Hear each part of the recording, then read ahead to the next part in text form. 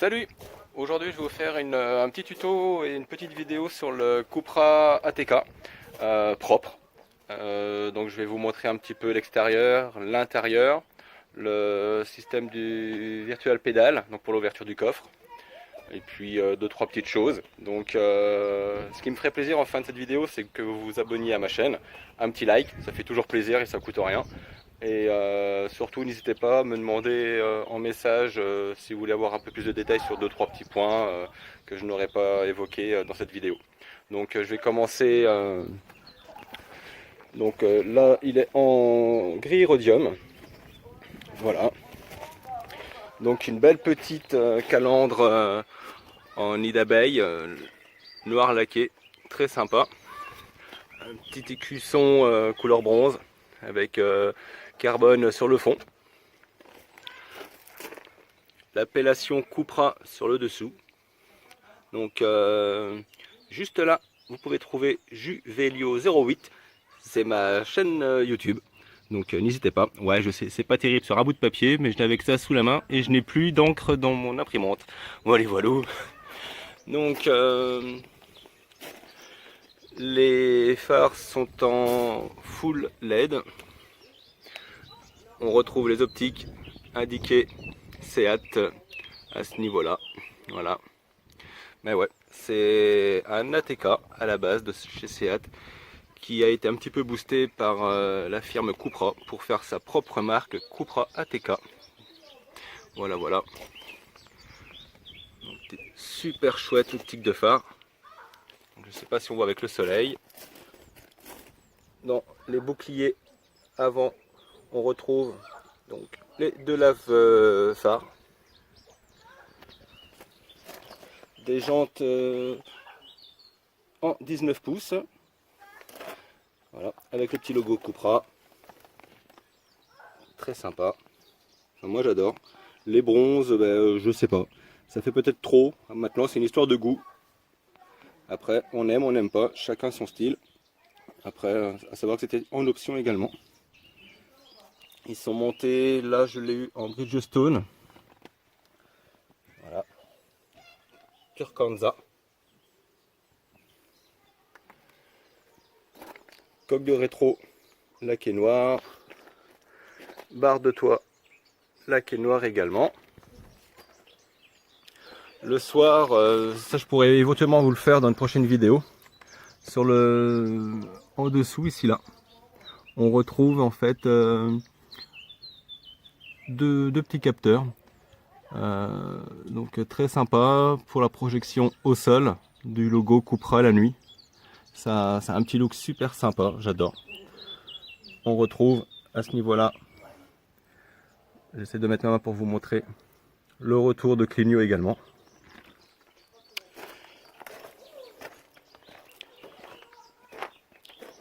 L'arrière de la bête.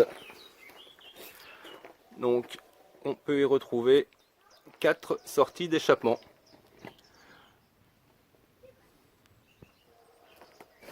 Qui sont vraiment très sympas. Je vais vous les faire écouter après. Avec un petit diffuseur qui est vraiment joli. Donc pareil, un noir laqué. On retrouve le logo, donc le Cupra, en plein milieu du coffre. Tant que je suis sur l'arrière, je vais vous montrer le virtual pédale. Donc je me situe donc au milieu de la voiture. Voilà. Et je vais tout simplement passer mon pied dans l'axe du logo. Voilà. Et comme par magie, ça s'ouvre. Donc moi je me mets dans l'axe de la voiture. Pour le refermer, on fait la même chose. Un petit coup de pied en dessous. Donc je l'ai vraiment bien mis à ce niveau-là.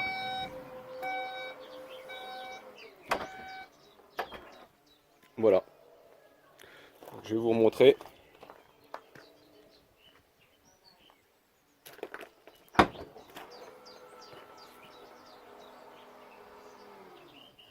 Voilà.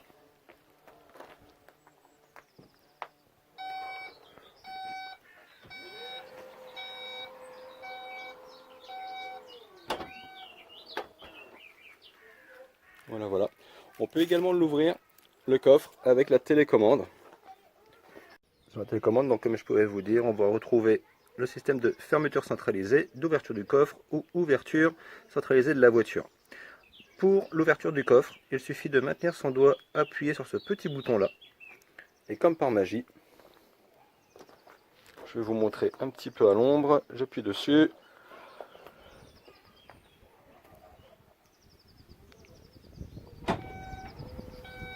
Yo! Voilà, voilà. Par contre, il ne se referme pas en appuyant dessus. Donc soit vous avez la possibilité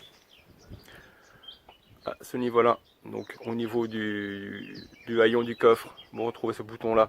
Donc soit vous appuyez dessus pour que le coffre s'abaisse, ou sinon le virtual pédale.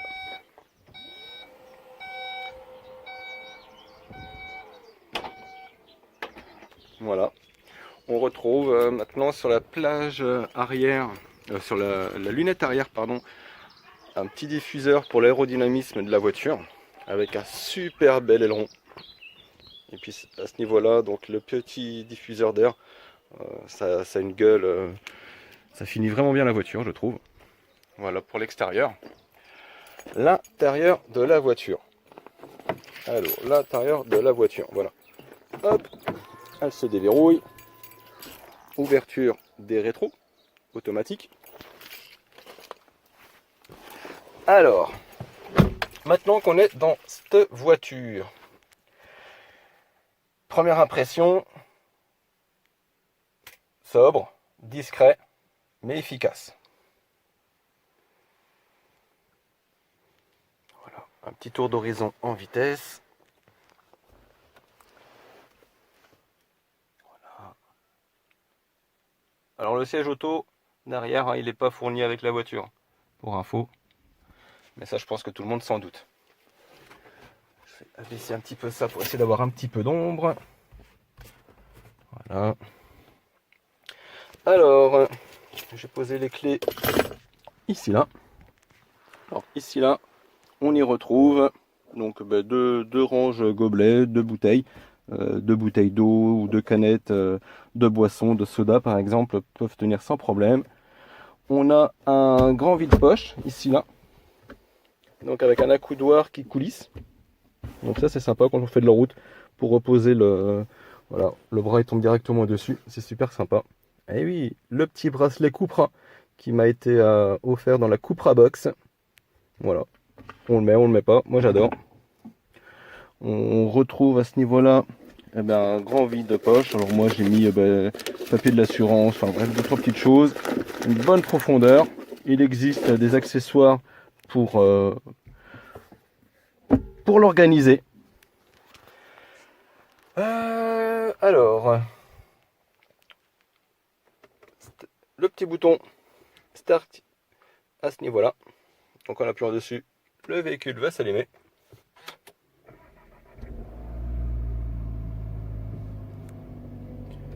On va mettre la clim en auto parce que là, il fait vraiment très chaud dans la voiture.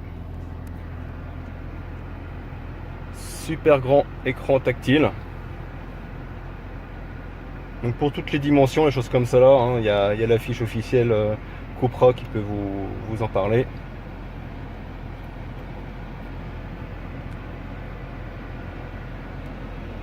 En parlant de la climatisation,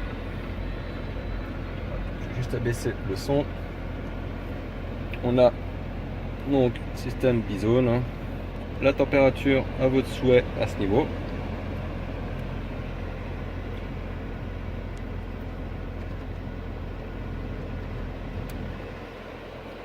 Si par exemple à ce niveau-là, vous voyez, là les deux ne sont pas associés, hein. On peut choisir soit une température d'un côté comme de l'autre, ou on peut, donc là j'ai mis 20 et demi, en appuyant sur ce petit bouton là, regardez comme par magie, sting, et là à ce moment-là, en commandant, voilà, là j'ai la main sur les deux.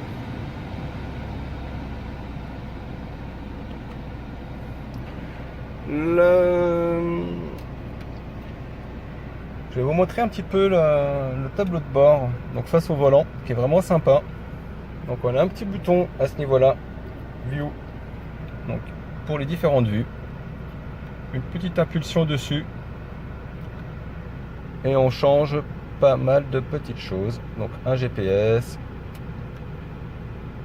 voilà.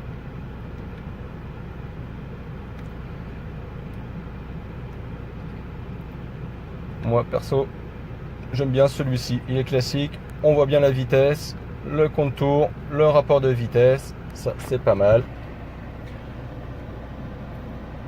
Sur l'écran tactile, on retrouve plein de choses. Par exemple, sur la radio, donc quand je vous parle de tactile, on n'a pas besoin de toucher l'écran pour qu'il passe. Vous voyez, là je suis à quoi, 2-3 cm de l'écran.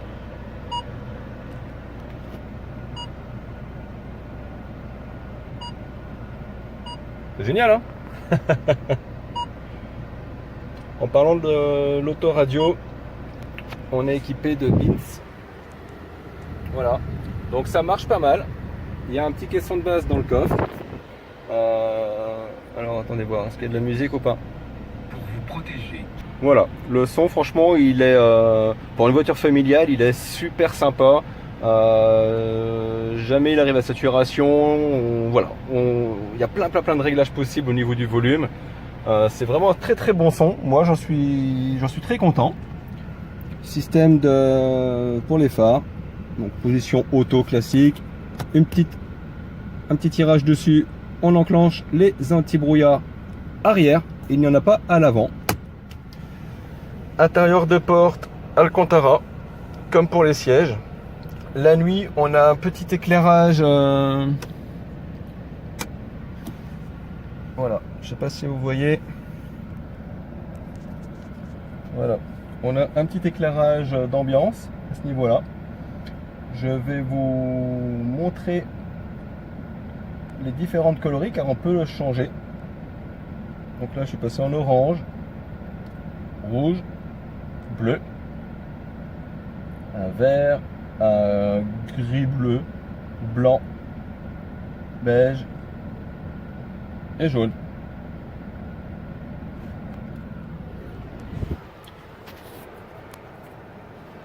Alors voilà. Alors sinon on peut le voir à ce niveau là aussi, hein, les changements de couleur. Vous voyez, au niveau des portières, la nuit ça rend comme ceci.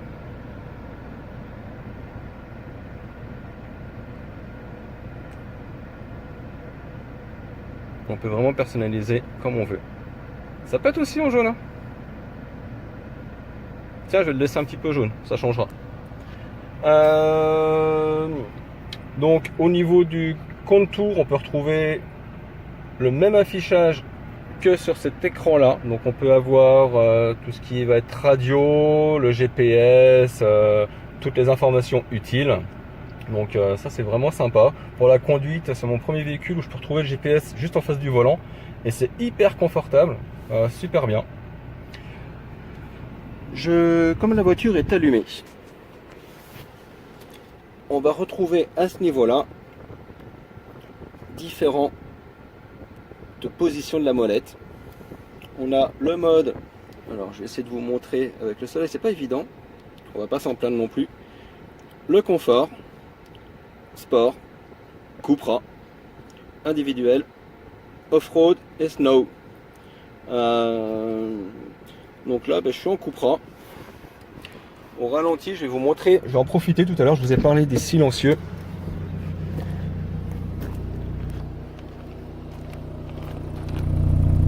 On retrouve un petit bruit rauque bien sympa au ralenti.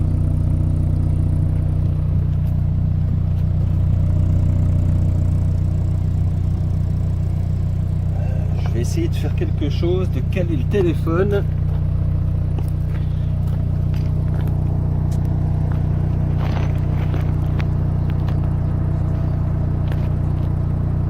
Hop. Et je vais mettre 2-3 petits coups de gaz pour vous montrer.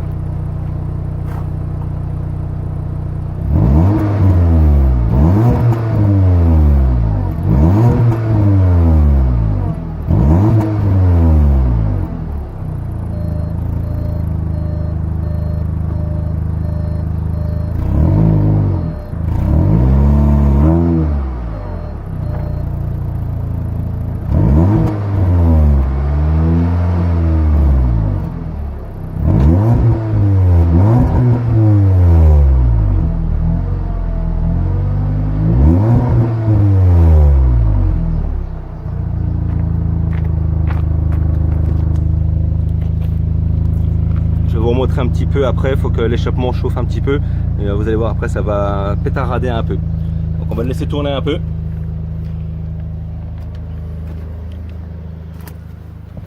En attendant, je vais vous montrer un petit truc sympa. C'est la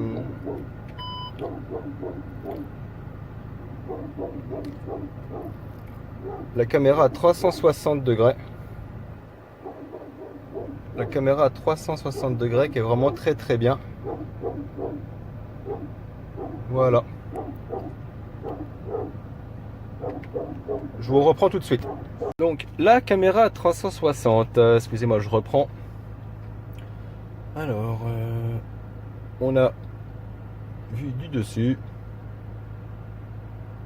juste le devant, l'arrière, les côtés, ça c'est vraiment génial.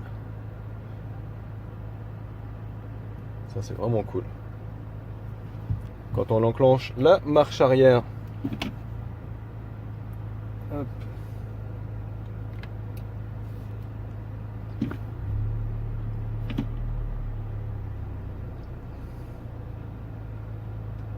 Ouais, contrôle les distances. Voilà. Quand on enclenche la marche arrière,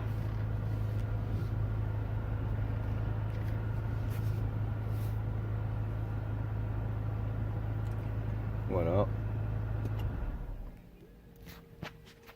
J'ai tout coupé. On a des beaux sièges à l'arrêt. On a le Contara avec le petit logo. Les appuis-têtes bien sûr réglables en hauteur. À ce niveau-là, une petite impulsion. On règle. On retrouve des miroirs de courtoisie à l'intérieur. En ouvrant, on éclaire le petit plafonnier. Voilà. On retrouve la même chose côté conducteur. Voilà. Eh bien, je vous ai fait un petit peu le tour. Le volant, on retrouve tout dessus. On retrouve les palettes au volant de chaque côté. Alors moi, je trouve qu'elles tombent super bien sous les doigts. Elles sont bien proportionnées. Des fois, il y en a qui en voudraient des plus grosses. Bah, je trouve que ça serait pas sympa. Là, elles sont vraiment bien. Comme à ce niveau-là, on retrouve donc différentes positions. P, parking, marche arrière, neutre, drive et un S. Le S sert pour la position sport. Donc on se met comme ceci et un petit coup sur la droite et là on est passé en séquentiel. Donc une petite montée au-dessus ou une petite pression vers le bas pour rétrograder. Donc au-dessus, en dessous, c'est vraiment sympa. On revient comme ceci. Voilà. Là, il y a encore une petite flèche ici, là. Donc en fait, en se mettant vers le bas, une petite impulsion vers le bas, on change du mode drive classique au mode sport. Par là, en fait, c'est pour se passer en séquentiel. Donc, classique, petite pression vers le bas, on se passe sur le S, et là, on est en sport. Voilà, voilà. On a effectivement un chargeur à induction à ce niveau-là. Il suffit de poser votre téléphone, bien entendu s'il est compatible, chargeur à induction. On retrouve une petite prise 12 volts à ce niveau-là. On peut brancher un auxiliaire là, deux ports USB. Hop. Deux ports USB. Ça, c'est mon télépéage. On retrouve également à l'arrière, je vais vous montrer, un chargeur à induction. Non, d'abord, tant que je suis là, on a une petite appellation Cupra à ce niveau-là.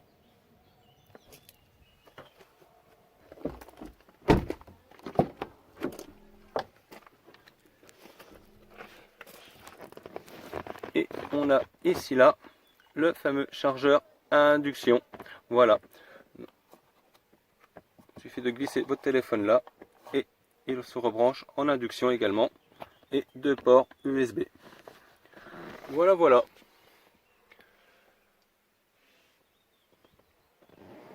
J'espère que cette petite vidéo vous aura plu. À bientôt.